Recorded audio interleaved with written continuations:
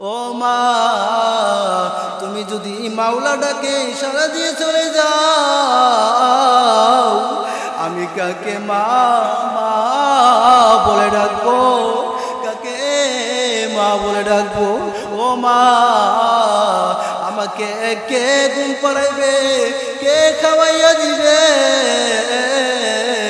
আমাকে কে गुस्ल करे आगे रवाना है, कोई पीछे रवाना, कोई आगे रवाना है, कोई पीछे रवाना। नबी रहमत आलम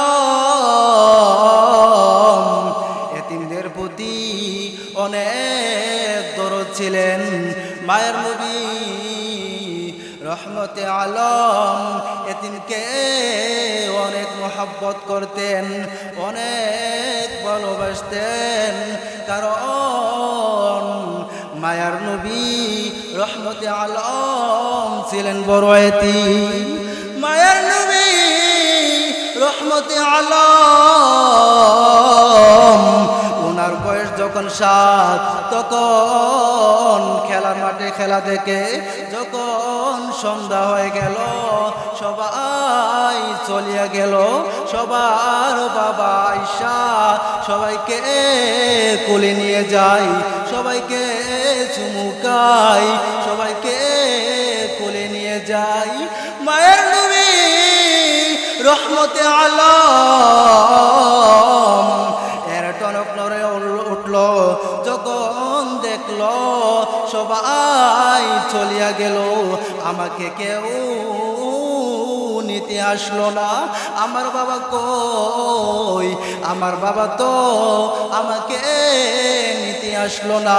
একটু পরে মা আমেনা আসলো, ডাক দিয়ে বলেন ও মা। মাঠের মধ্যে দেখলাম সবার বাবা সবাইকে কোলে নিয়ে গেল, সবাইকে আদর করলো, ডান গালে বাম গালে চুমুকাইলো। ও মা আমার বাবা কই?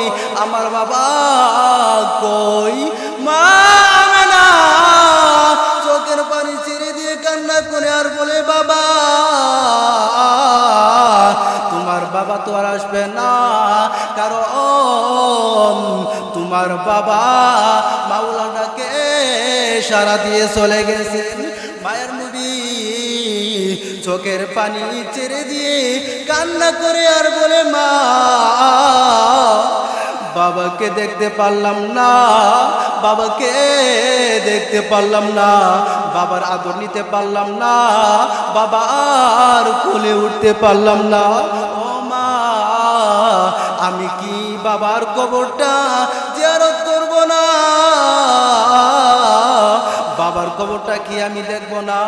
মা আমেনা উম্মে আইমান রাহমাতুল লিল আলামিন বাবার কবর দেখার জন্য রওনা হয়ে গেল।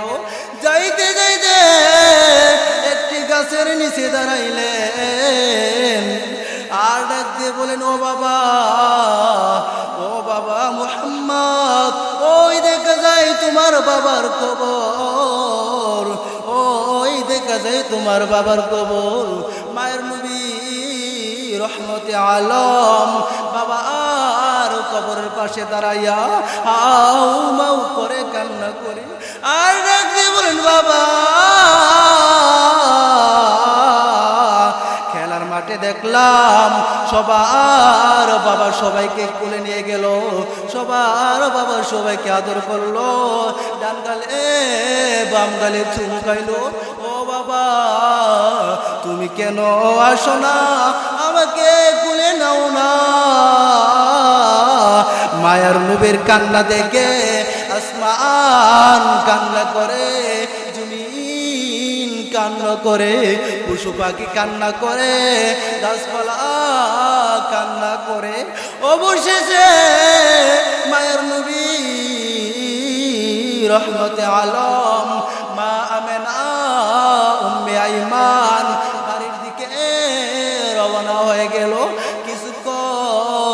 যাওয়ার পর কিছুক্ষণ যাওয়ার পর মা আমেনা ডাক দিয়ে বলেন, ও মেহমান,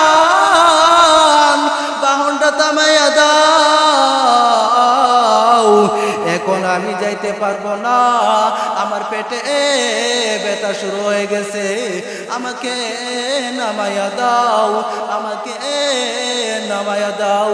মা আমেনা বাহন থেকে পড়ে গেলেন আর ডাক দিয়ে বলেন, ও মেহমান, আমার কলিজার টুকরা, আমার কলিজার টুকরা মুহাম্মদকে আমার বুকে উঠাইয়া দাও।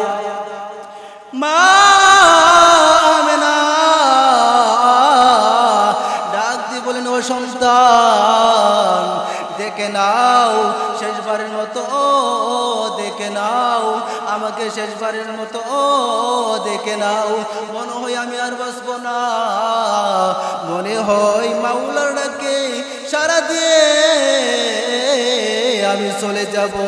মা আমেনার কথা শুনে মায়ের নবী রহমতে আলম চোখের পানি ছেড়ে দিয়ে কান্না করে আর দেখতে বলেন, মা, এটা বুঝি আমার কপাল, বাবাকে দেখতে আইসা মা তোমাকে আমি হারাবো। ও মা, তুমি যদি মাওলা ডাকে ইশারা দিয়ে চলে যাও, আমি কাকে মা মা বলে ডাকবো, কাকে মা বলে ডাকবো? ও মা, আমাকে কে ঘুম পাড়াইবে, কে খাওয়াইয়া দিবে, আমাকে কে গোসল করে দিবে? অবশেষে মা আমেনা মাওলানাকে সারা দিয়ে চলে গেলেন। মায়ের নবী রহমতে আলম হয়ে গেলেন বড় এতিম। রহমতে আলম এমন মায়ের নবী আমার, মায়ের নবী মা নাই, মায়ের নবীর বাবা নাই, এ কারণে রহমতে আলম মায়ের নবীকে রহমতে আলম এতিমকে মোহাব্বত করতেন, এতিমকে ভালোবাসতেন, এতিমের প্রতি ছিল অনেক দরদি। রহমতে আলম মায়ের নবী ঈদের নামাজে যাই, দেখতে পেলেন ছোট একটি শিশু, গোসল নাই, কাপড় নাই, কান্না কাটি করতেছেন। মায়ের নবী রহমতে আলম ডাক দিয়ে বলেন, ও বাবা, আজকে ঈদের দিন, আজকে খুশির দিন, তোমার গোসল কোথায়, তোমার কাপড় কোথায়, তুমি কেন কান্না কাটি করতেছো?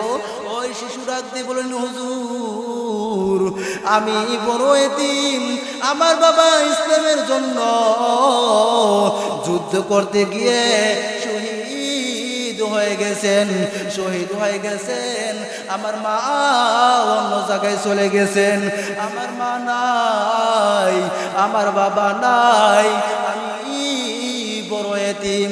রহমতে আলম রাহমাতুল লিল আলামিন ওই শিশুটিকে